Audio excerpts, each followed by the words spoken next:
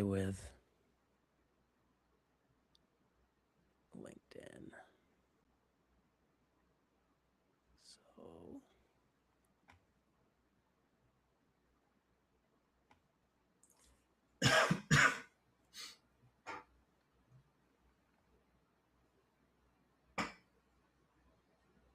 oh, there we go. Like I said, always a delay. Let me hit that. And mute this. There we go. Okay. Now we're live. All right. I feel like it's one of those things you have to say. And we're live. All right. Welcome, everybody, as people are slowly streaming in. I got Bart Davis with me today for a interesting, I think, conversation on Consulting Growth Insights Live. So, Bart, welcome. Thanks, Mike. Glad to be joining you. Bart, I've been going to put this out there really quickly. You and your firm are not a client of mine.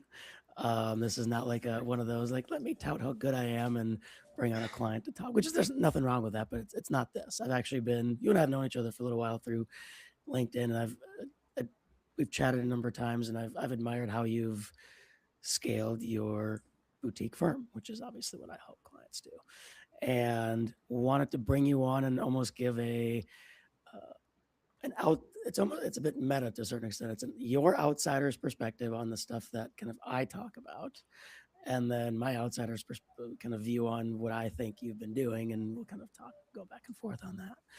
Sure.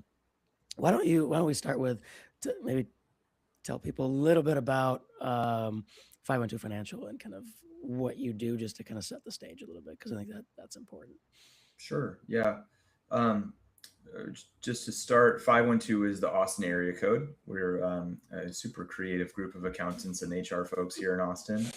So, started the firm about 4 years ago, and overall, we provide fractional services to scaling companies. And fractional services meaning maybe our folks spend 5 or 10 or 20 hours a week on a couple of clients who need support in terms of financial modeling, financial reporting, closing the books, running payroll, hiring people, onboarding and offboarding their employees, anything in that realm where there's not maybe sufficient volume or budget to support hiring those functions in full time. But of course, you would like to have that expertise at your disposal still. So that's 512 Financial kind of in a nutshell. Nice. So, fractional leadership at a very high level, right? Yes, Yeah. that's right. So, one of the things that I've uh, found really interesting about how you've grown the firm is just your ability to make, I would say, kind of critical, big decisions, if you will. And we'll get into some of the details, but a couple of things I really want to get into is, as you've grown the firm, you've made two, I think, interesting choices. One was to sell or to split off and sell a portion of the firm, and on the flip side, to make a strategic acquisition to add on to the firm. And I don't know if it's maybe too soon to make a complete judgment on that, but like a lot of, I mean, the stats go anywhere from, like, I think 70 to 90% of acquisitions fail to actually add value. That definitely does not seem to be the case in your end. So, um, where I tend to see um, founders struggle with some of this stuff is kind of this almost like analysis paralysis or decision paralysis, in terms of, well, is this a good idea? Is it not a good idea? Should we do this? Should we not do this? Um, it feels like you had some really good clarity on, yep, this makes sense, like in both of those. Um, so maybe talk about that. Like, do you feel like you had that clarity, or is it just my perception from the outside?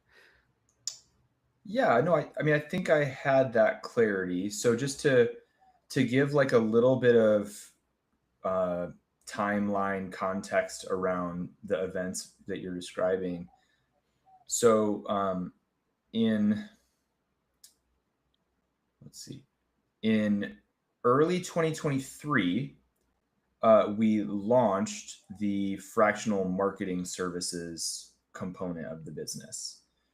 Um, we did that with a friend and former colleague, Vina Vedgama, who'd been a CMO at a number of companies, knew she was very, very good at what she did. And she kind of came to me and said, hey, I think I can do what y'all do on the accounting and HR side, on the marketing side. And it frankly took a little convincing because I am a self-proclaimed marketing dunce. But ultimately, we kind of felt like, yeah, a lot of our customers or the folks in our ecosystem who are looking for what we already did, um, would have a similar need in marketing, and that being, a lot of our either CEOs or founders that we work with have a background in either sales or product, and just like accounting and finance they're very smart people, but that's not their space, and neither was marketing. And so kind of being a one-stop shop for all of those had some logic to it. And again, we knew what we were getting in Vina. And so we decided to do that. And there was clarity around it. And again, it took a little bit of convincing, but there was clarity around doing that. And then similarly, in 2025, there was clarity around this is not the right fit for us. So brought it on 2023. January of 2025 was our first acquisition. We acquired Austin PeopleWorks. 3 months later, we divested of the marketing services group. And then in August of 25, so 4 or 5 months after that, we acquired Hire Better. And yeah, so all of those are big and I guess in some ways scary decisions, but we felt like we had the data, the logic, the experience of what did and didn't work, that each of those individual events felt like a fairly comfortable decision. And I'm happy to obviously dive into any of them individually, but just that is. Well, let's take those one at a time.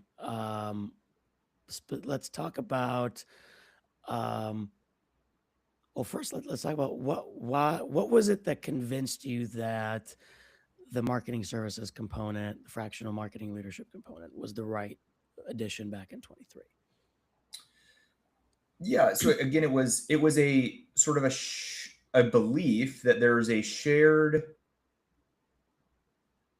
lack of expertise or lack of experience in those fields with our typical clientele. And our typical clientele are software companies that are institutionally backed, early-ish stage.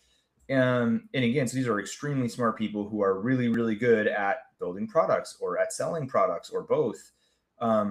But who, again, those components of the business don't come as easily, and or they don't want to spend the time or want to, hire the full-time resource for. And so it felt like there would be opportunities where we were already embedded in either HR or accounting to go, hey, based on certain metrics, let's just use on the accounting side, based on certain metrics, it would imply you might have a marketing problem.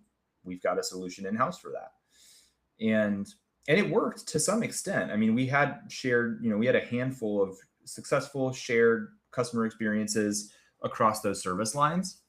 And then, over time, it just felt that the model was different enough, at least how I view the model for accounting and HR and finance was different enough from marketing, really due to the creative nature.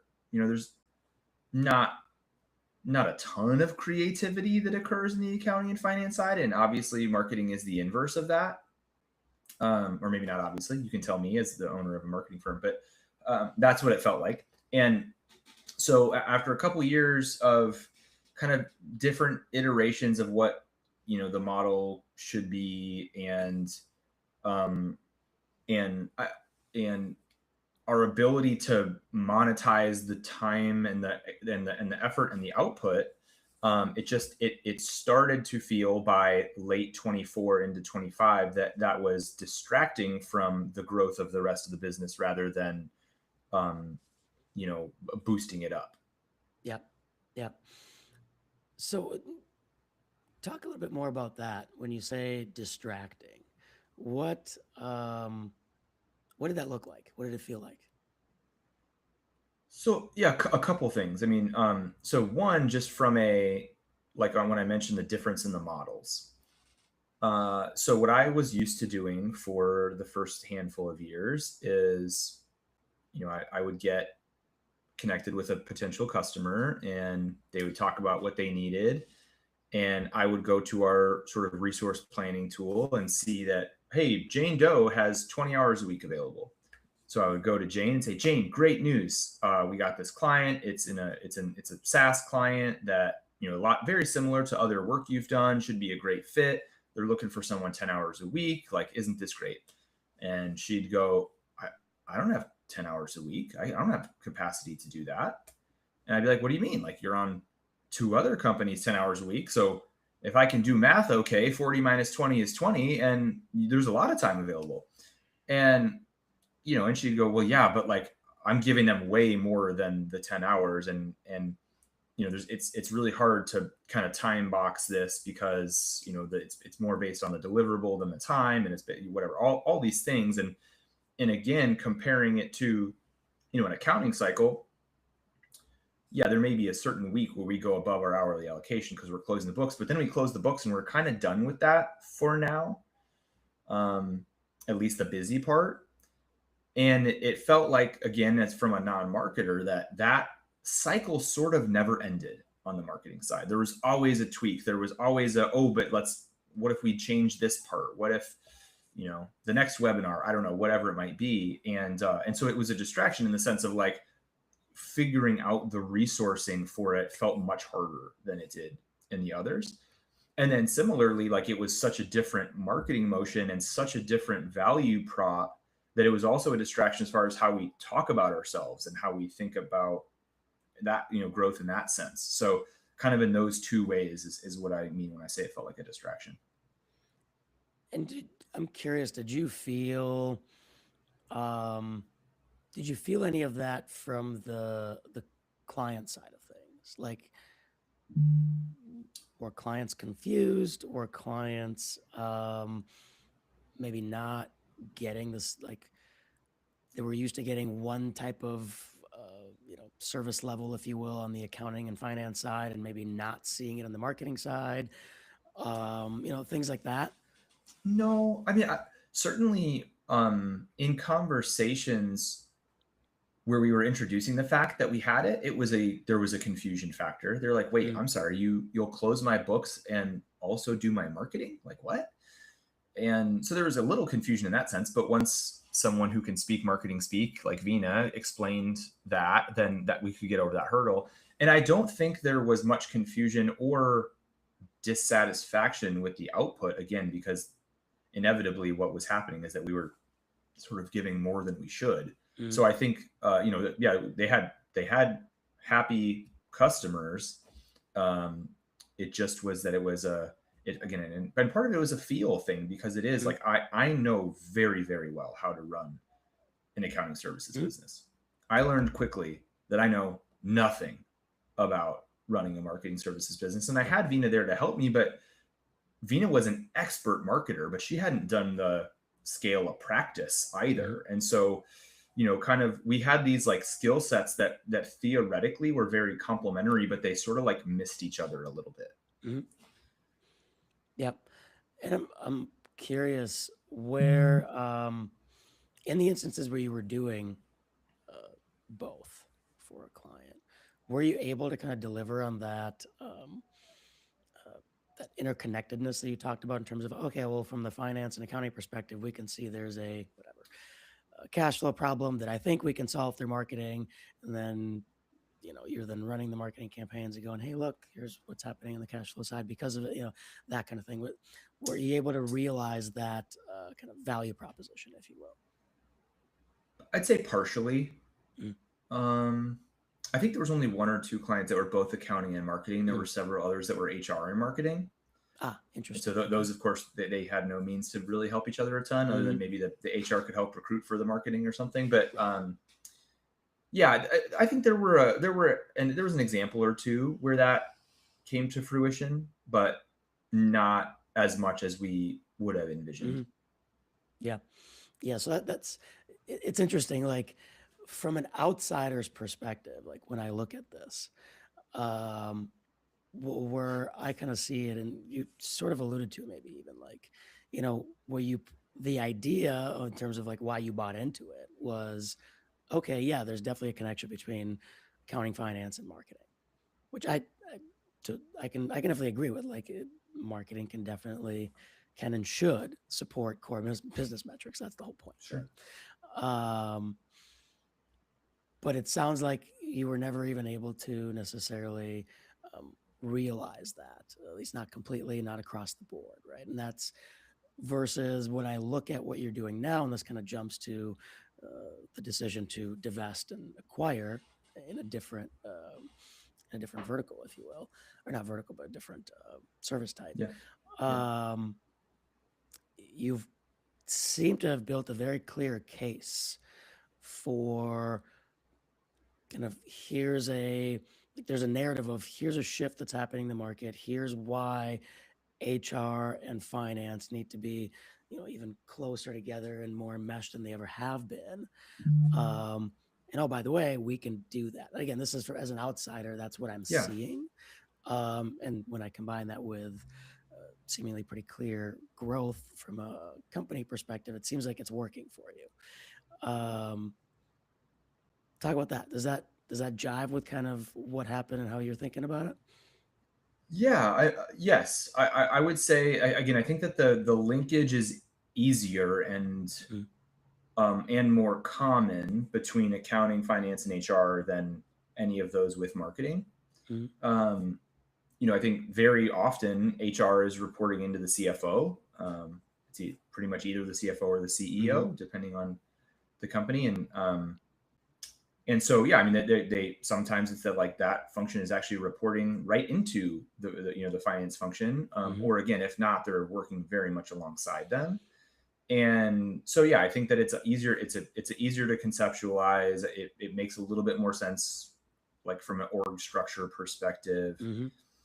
and and there's also kind of some lines where the two combine from like a compliance, payroll, perspective. I think that like finance and HR really sort of converge in those areas. And even I think some of our HR people spend a little bit of time doing accounting-y like things and vice versa, where that, very, very much was not the case on the marketing side.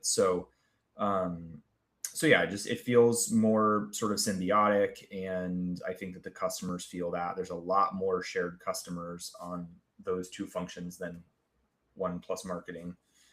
And yeah, so I would Yeah. agree with your with what you're seeing from the outside. Yeah, like what you're describing actually is, I think, a perfect example of having a really good understanding of your ICP and of what your ideal client looks like. And because of, like, even you just mentioned, um, in a lot of situations, HR reports directly into the CFO, right? And that makes that integration easier. Makes it make a lot more sense. If I had to guess, it probably makes the sale easier and the cross sell. Like if they start with finance, getting them to buy into the HR component is a lot easier in those instances, right? So like, you're shaking your head. So Yeah, well, it's easier all and those or it's pieces. like it's asked for, Mhm. whereas Mm. I can't think of a time when an HR or accounting client went, "Hey, by any chance, do you do marketing?" Mm. But pretty frequently we get, "Man, this is thank you so much for all the help. Like this has been great. Any chance Yeah. that you can help with this payroll issue we have or this onboarding issue or Yeah. whatever?" It's just, so yeah, it's not even so much that it helps with a motion from us. It's just that it occurs Yeah. organically pretty frequently. Well, I mean, in that case, even so, it still, I would say, is right. It's the idea that it makes the inbound component of it that much easier. Yeah. right? And it's versus like, wait, you do marketing versus, oh my God, that makes so much sense.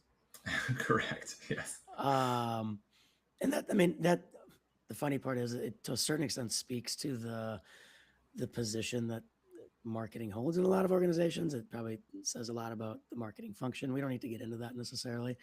But it's the, again, I could easily make the case for why marketing would make sense at a very high level. But one of the things, again, kind of going back to what you were talking about, it's, the original hypothesis that you kind of put out there, and simplifying it a lot, is the lack of expertise, the lack of leadership expertise is the trigger and is the catalyst. When in reality, it's actually something else, right? Yeah. And maybe talk about that a little bit. Like, what do you view as um, the core trigger or the core problem that your clients are looking for you to solve for them? Um, yeah, I mean, I do think that, well, I mean, one sort of delineation, and it's not a massive one, but um, sort of a leadership void versus tactical critical thinking void. That is not good marketing jargon, but you know, a lot of what we get is, hey, I have an accountant, or I have a bookkeeper, or I have a whatever, and like they check the boxes, they do the things, but I'm not getting anything actionable, insightful, decisionable from it. And those are two very different things, right? You can someone can, you know, peruse the bank statement and key in a few transactions and tie it out, and like, boom, we're done, here's a set of books. And that's fine and useful to some extent. But then when you've got like, all right, well, I'm trying to decide, like, is what just happened in February the new norm, or is it was there an anomaly, and actually what happened in January is the norm, and I need to plan accordingly? Those types of things require more analysis, more critical thinking, more business context. I mean, it's not just about like intelligence or thinking. Like, if you as the accountant or bookkeeper are allotted a few hours a month to close the books, then there's no way you could do that. So yeah, so I think that when folks come to us, and obviously right now I'm speaking specifically on the accounting and finance side of the house, it's being able to go a level deeper into what's happening in their business, not just reporting the news. And that's obviously critically important for decision making and planning, and all of that. Yeah. What would you say is like when you get kind of unprompted feedback or testimonials, if you will, from clients? What are the common threads in terms of what they highlight about working with your firm? I, it's usually just a reflection of that person, right? I mean, yeah, we've got some templates and we've got some things that we think we do well in terms of, again, going that level deeper, that layer deeper, being a little bit strategic, even if not in a leadership role. But when we're getting the like unsolicited feedback, hey, you guys rock, it's not because of those templates or because of the specific deliverable. It's because, hey, Adam is just an absolute gem of a human, and I enjoy working with him so much. Like, and we do get a lot of those, I'm pleased to say. And um, like, hey, what can I do to amplify this person? Because like what they're giving me is so great, I want to figure out what I can give back to them. Um, so yeah, it's somewhat frequent and always appreciated, and I do think it's, not that obviously all these businesses have people who are skilled. We almost over index or overvalue for the like just the person part more than the payroll, benefits, accounting, financial statement knowledge, because that's just sort of table stakes. Like, if you don't have that, you can't even be in this business. So we emphasize the people skills and the soft skills and the no asshole factor, higher than anything. Yeah. Um, outside of that, in terms of the specific people, or again, do you find any commonality in why it is that your clients choose to keep working with the firm? I'm digging for something here that I'm hoping to find, but if I don't, that's okay. Yeah, we'll see if we find it. I mean, so what we say, that maybe is part of it, is that, like, one other component that folks get when you use at least us, and I'm sure other firms, is, if you're working with Adam, who I referenced, and Adam doesn't happen to know something about, have a specific experience, a specific guidance, a specific gap rule, whatever it might be, there's a team of 50 other accountants who would love to help Adam, and to build Adam up, to make sure our client's successful, all of those things. And or if Adam, and I like to use wins the lottery instead of gets hit by a bus, but the proverbial, if they disappear, that there's other people who can come pick up the pieces, and there's some level of continuity there. Whereas obviously, if you've got a full-time person, like, you now have to go find a new full-time person and go through a recruiting cycle, and there's not going to be a transition period, and things of that nature. And so that, I do think, is something that that has folks stay with us, is that, if or when they do, hopefully they don't go through personnel change. We have the good fortune, of having pretty solid employee retention to minimize that need. But when there is that need, it tends to go pretty smooth. We tend to have, a process and a factor that includes our chief customer officer and our customer success manager and the next accountant or HR person or whatever, so that the employees or the investors or whoever is, the sort of end user, doesn't feel the bumpiness that maybe we feel internally. Yeah, yeah, yeah, and I think maybe that's at least part of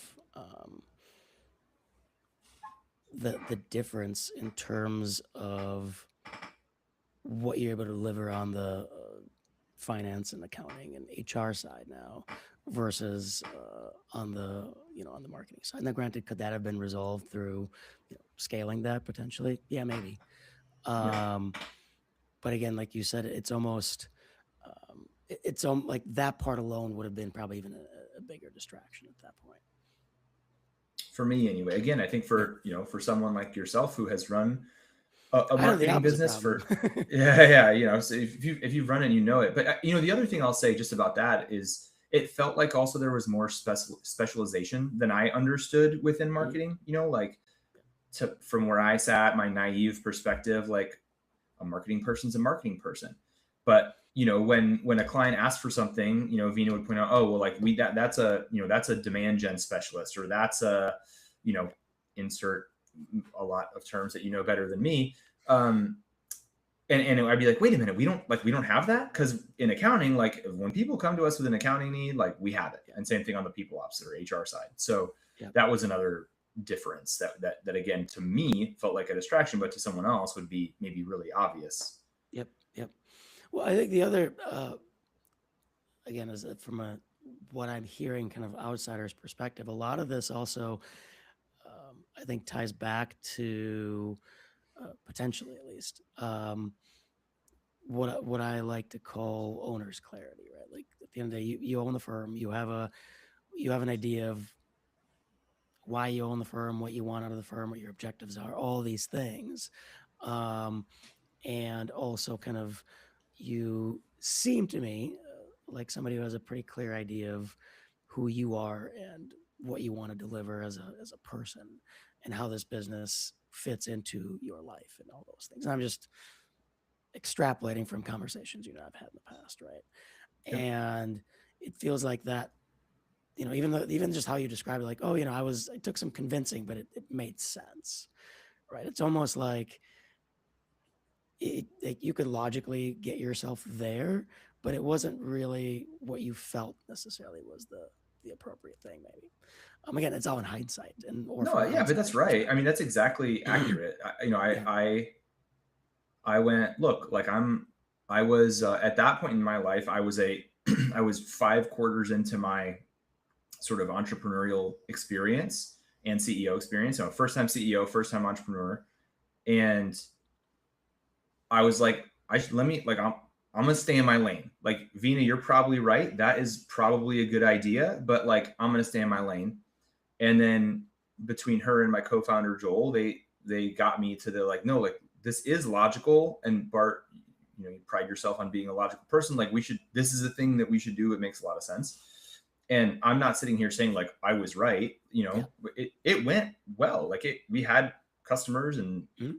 modest but profitability for 2 years, and you know, so it's not like they were wrong and I was right and it went poorly. It just as I thought about, you know, to your point, where do I want this business to be by, you know, 2030, and does that help us get there, or is that a Yeah. distraction from us getting there? It felt like the latter. So Yep. um yeah, no, you're once again spot on. Yep. Yep. Well, and it's I think in um, very broad strokes. When I talk about when I think about positioning, right? It's all about the decisions that you make, and it's just as much about the things that you do as it is about the things that you don't do. And I think this kind of illustrates that in the sense of, could you have, in theory, figured out a way to make this work and make the numbers work? Probably. Um, but from a kind of opportunity cost perspective, from a does this support my own, I'm speaking kind of as you here, your own vision and kind of who you are and where you want to take it, and then how your customers see you. Yeah. There was a better way to do it. That, again, from an Yeah. outsider's perspective, that's sort of Yeah. that's how I was seeing it. Yeah, and again, like yeah, to your point also, I mean, so right, we didn't. It's not like we just killed it, right? Yeah. So it now lives with a company called Revenue Growth Partners, with a guy, two couple guys, Scott Thomas and Mike Nink, who have Mhm. experience set similar to you and more Yep. dissimilar from me in terms of what they know how to do well. And so I have no doubt that those customers who transferred over are probably having a better experience Yeah. now and being served better, and it's also probably serving, you know, Revenue Growth Partners a little bit better than it served 512, and that's, I'm Yeah. perfectly willing to admit that, Yeah. you know. So Yeah. Yeah. And like if I, when there's not a ton of this stuff out there, but I did just a quick search for like reviews online. Obviously, there's a lot of like Glassdoor stuff that's internal, but the couple of things I found, and also looking at knowing how you always, even back then, were describing yourself. It's like, hey, we're your back office strategy and support. Like marketing is not a back office function. correct, And when I look correct. at um, um, like some of the reviews, like that, interesting. There was one positive one that I found for marketing, but when I look at kind of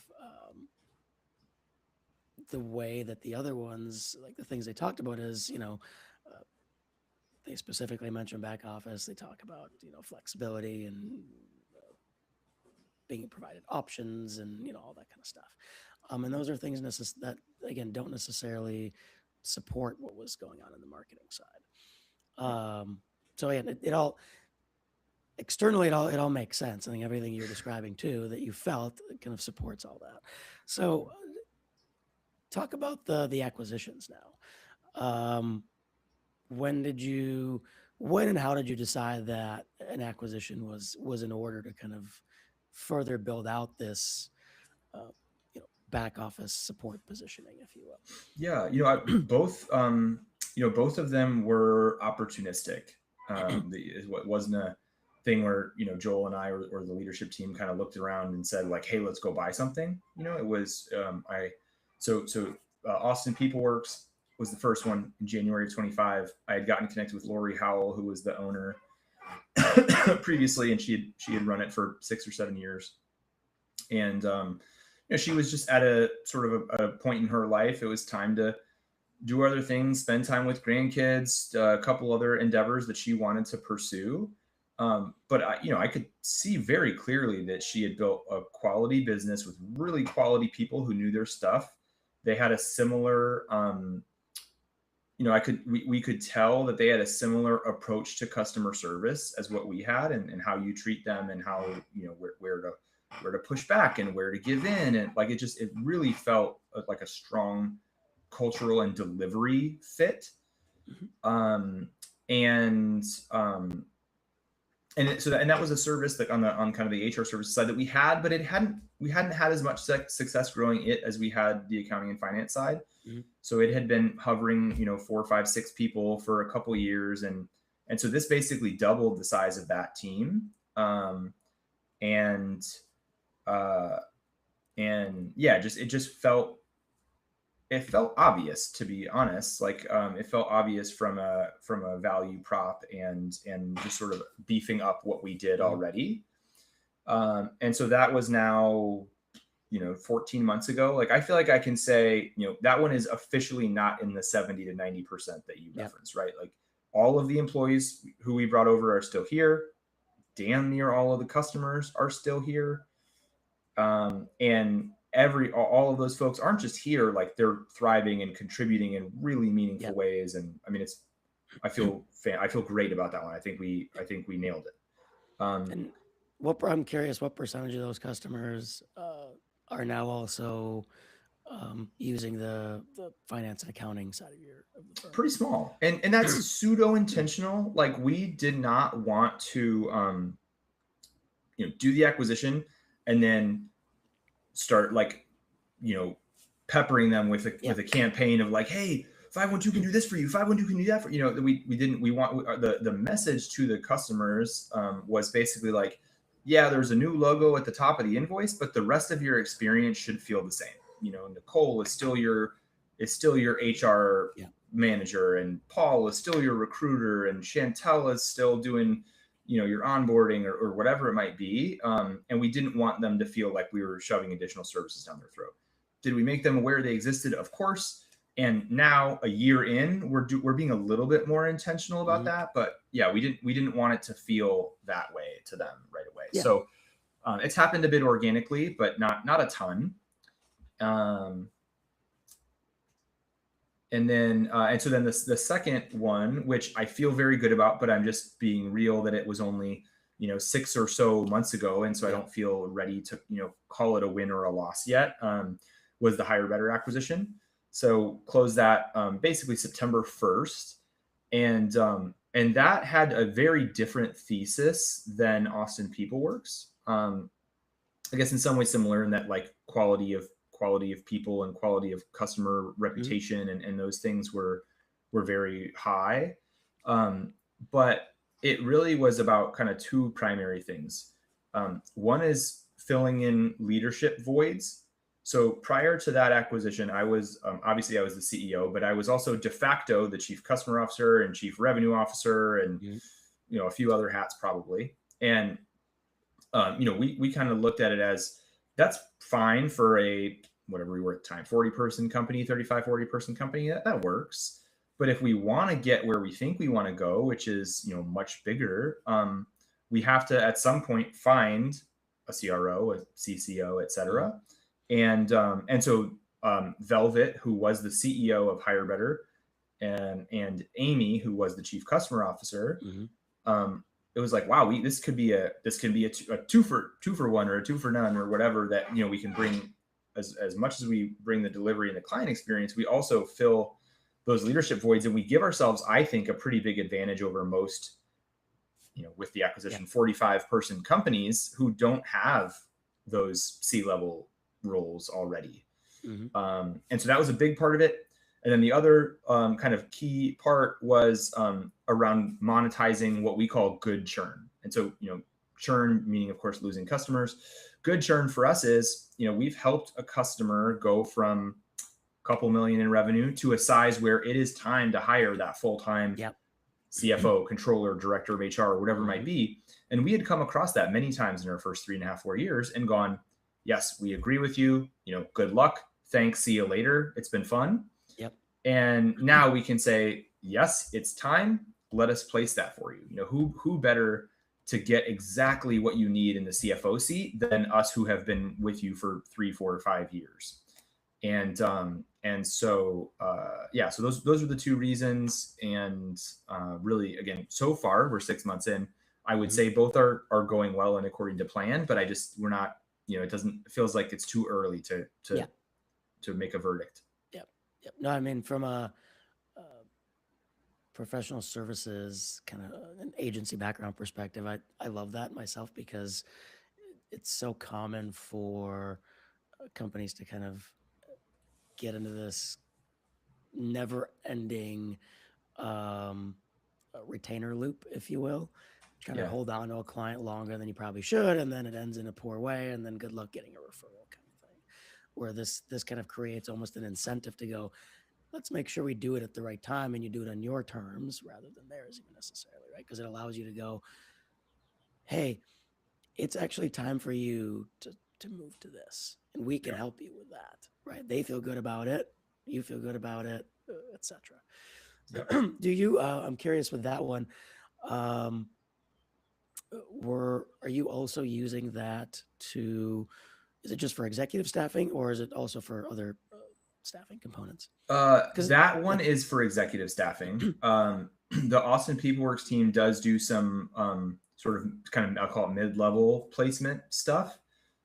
It's a slightly different kind of process and yeah, offering, and so that has stayed with that team. yeah, And then so it's, yeah, if and when we get leads in, depending on the type of resource, it kind of goes towards mm, the higher better team or the APW team, which of course now yeah, all sit under 512. yeah, yeah. Well, and the reason I was asking that is because again, kind of looking at some of the content that I've seen from you all around, again, this idea of tighter integration between uh, finance and HR in particular, in Yeah. terms of like capacity planning and hiring strategy, et cetera, et cetera.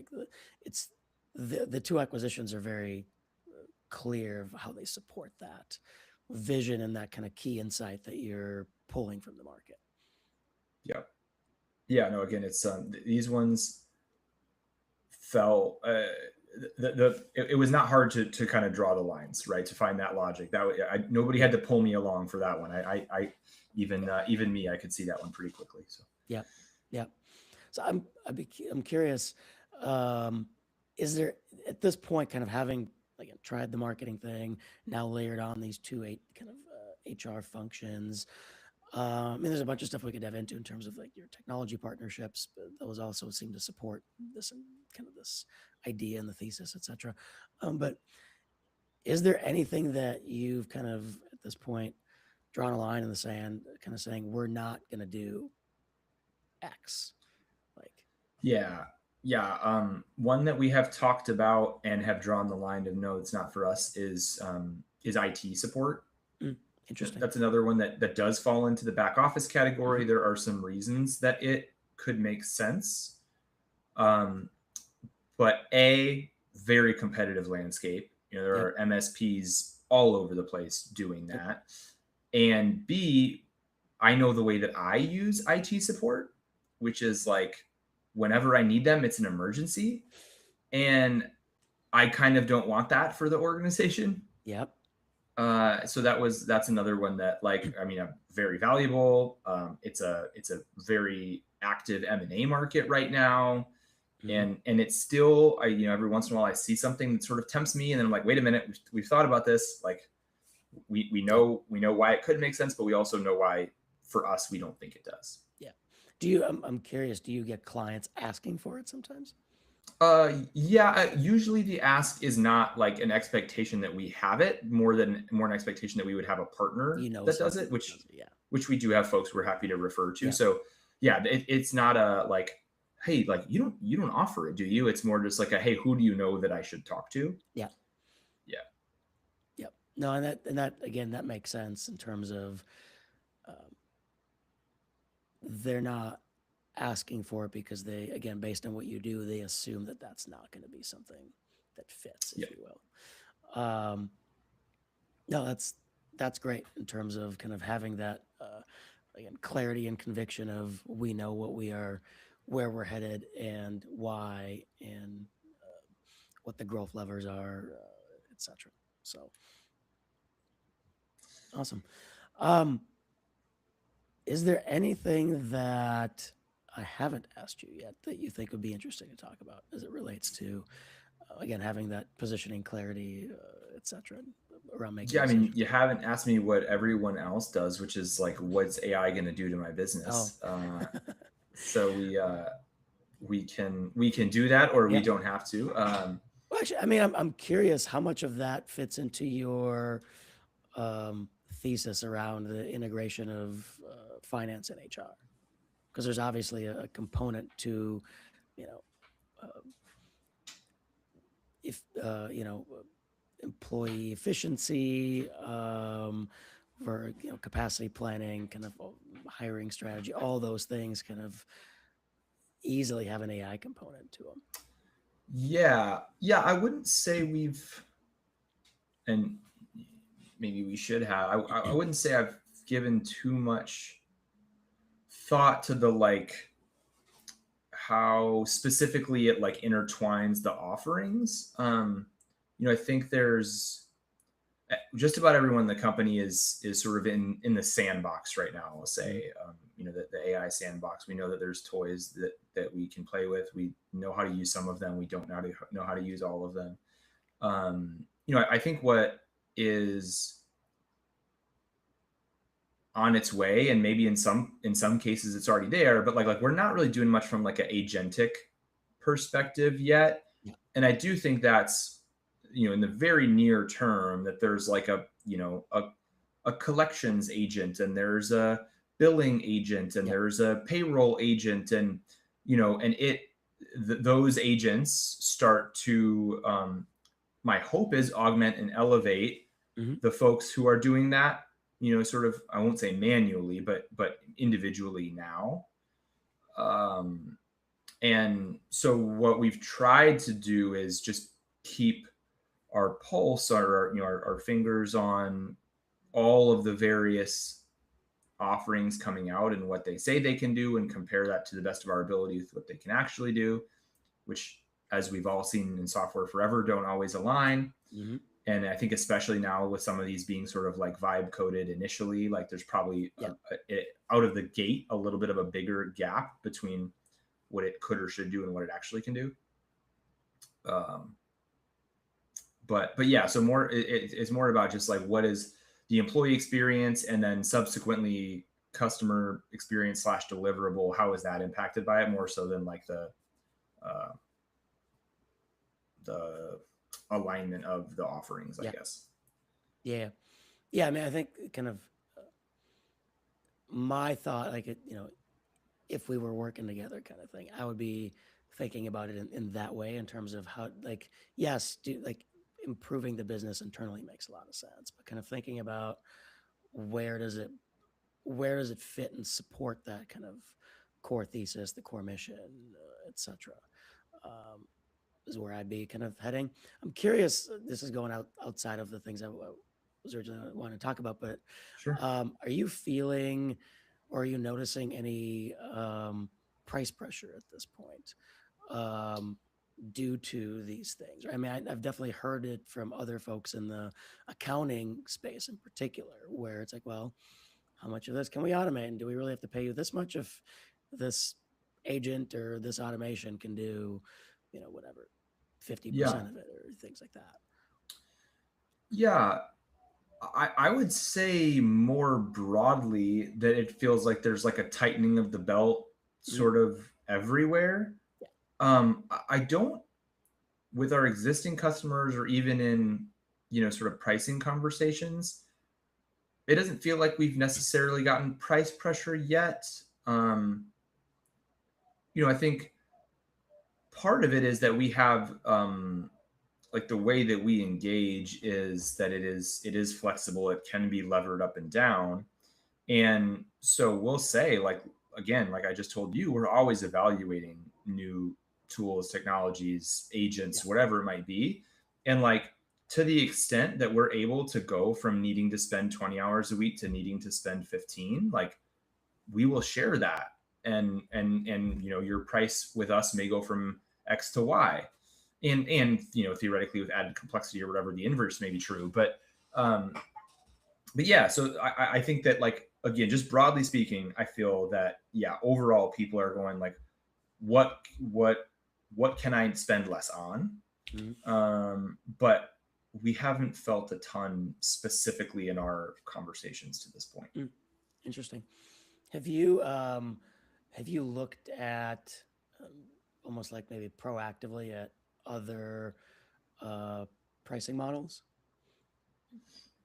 Like, because it sounds, and correct me if I'm wrong, it sounds like you're kind of hourly based, Not exactly. or is I that mean, just a we're hourly reaction? based. Yeah, hourly based, I guess, is accurate. But what we try to do is, um, hey, based on your transaction volume, head count, uh, states you're registered in, the systems you're in, do you like them? Do you hate them? All those things.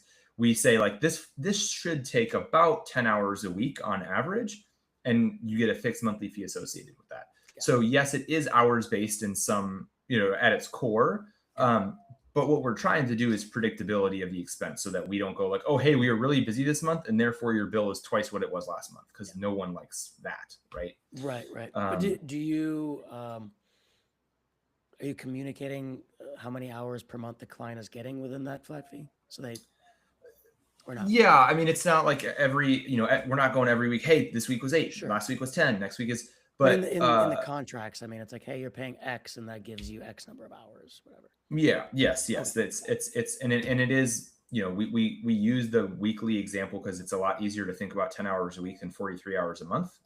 Um, but it is flexible in the sense that, again, the in a week that you've got a bunch of new hires, the people services team is probably going to be busier and they'll spend Yep. more, and then the next week it may be down a little, and that's fine.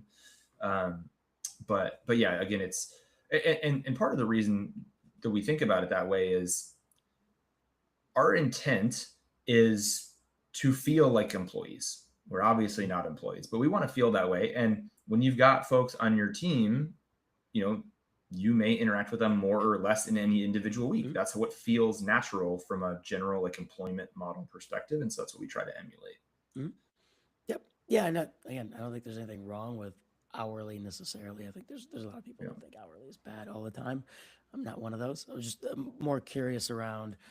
Have you done any kind of thinking or scenario planning of, because one of the one of the prognoses, if you will, is that the pricing pressure will come because people go, well, you can do this faster, so why do I need to pay you as Sure. much, kind of thing. So the hourly billing will potentially start hurting folks. So my question, I guess, is: have you done any thinking about kind of scenario planning, whatever, around? Well, what would it look like if we did a different type of pricing model? Yeah, yeah, absolutely. And yeah, it's funny you mentioned that. I had breakfast with someone this morning who was like, labor as a, as a vehicle for like for revenue, basically, like, it is dead. He said, and I was like, oh, it Yeah, might be dying. I don't think it's dead, but it's, but I get the gist. yeah, Um, yeah, I mean, it's interesting too because with the model that we have today, again, yes, ultimately it's rooted in hours. That's like the way that but but what we're doing to get there is, it's like, it really is about the deliverables. It's like, this mhm, is how much time we think it will take to be able to get you budget to actuals, cash flow forecasting, payroll analytics, these things.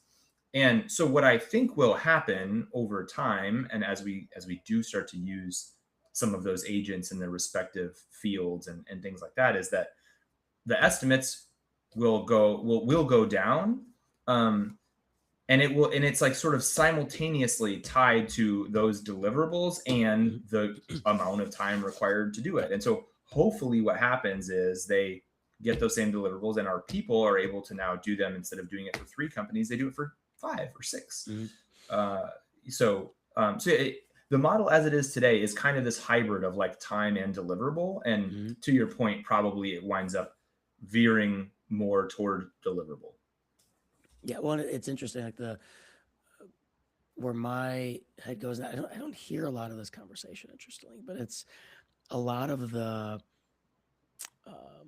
talk around, job displacement and things like that comes down to, oh, well, you know, kind of what this person that you had breakfast or lunch or whatever it was kind of said, oh, labor is dead kind of thing. And it's like, well, again, I'm sort of with you. I don't think it's dead.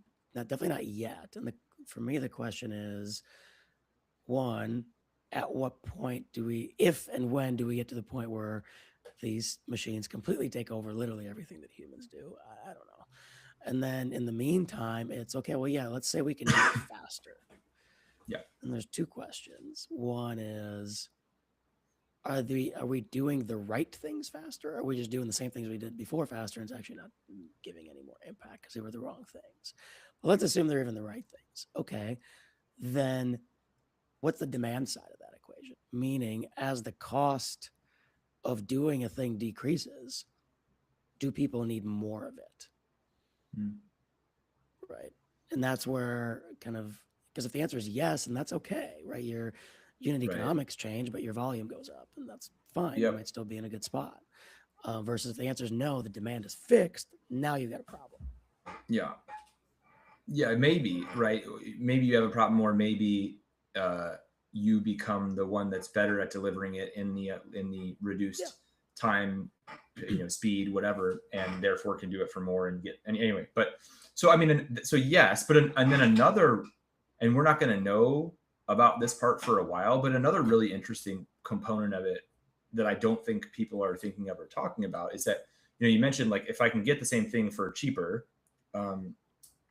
And so right now you can get the thing for cheaper.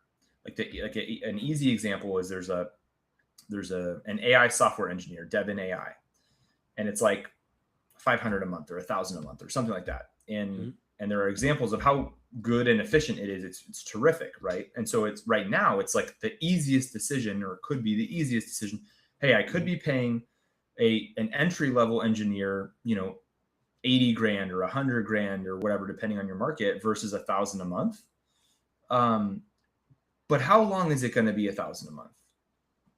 Because right now it's similar to what was happening with software, let's say 10 years ago, where growth mattered and profitability didn't. Right. It's the same thing in the AI space right now. And you get people at a cheaper rate, and then you raise the prices once the market's saturated. We all get hooked on the agents and on all of that. And the cost of hosting and computing is very real. And so that 1,000 a month right now might be more expensive than the software engineer 2 years from now. I mean, I don't know, obviously, but I do feel like that's one part that is not being considered very much right now that will be very interesting to see how it develops. Yep. Yeah, that's also a very good point. Awesome. Well, appreciate the conversation. Again, I think from an outsider's perspective, it's very interesting to see founders where, again, sometimes they're not even necessarily thinking like, hey, this is like, they haven't thought through maybe positioning the way I would think about it. But there's a very clear, if nothing else, something I found interesting, kind of how you described it. It's like, again, you've got you yourself have a clear vision for what you want out of the business and where you want to take it. And, we kind of talked about that in terms of kind of who you are as a person and what your purpose is and things like that. And I think that, if nothing else, like that definitely stood out too. But again, like the decisions from an outsider perspective make a ton of sense to me, kind of looking at the way you're growing it. Appreciate that, because I will be very in transparency, or always upfront, we call it internally, is one of our core values, and I think that does that comes from the top. And so what I try is some of the things that you reference, like from an outsider, from what I see over here, my goal is that's pretty unfiltered. I'm not going to be sharing intricate financial details of the company, obviously, but lots of folks, I think, share they just post every milestone, they post every success, they do whatever. And those are fun, but that is not the reality of what trying to grow a business is like all the time, right? Yeah. There's a lot of gut punches. There's a lot of steps backwards, and hopefully you do more steps forwards. But I'm sort of refreshed to hear, because I think I also don't really ever get any real feedback, frankly, on that. But so it's kind of refreshing to hear, uh, the way that is being received, and it feels like I'm sort of meeting that sort of internalized mission. So I'm Yeah. happy to hear that. Awesome. Well, keep doing what you're doing. Well, thanks, Mike. I appreciate you having me here too. It's always fun Yeah, to chat. definitely. All right. Thanks, everyone. And tune in for the next session of Consulting Growth Insights.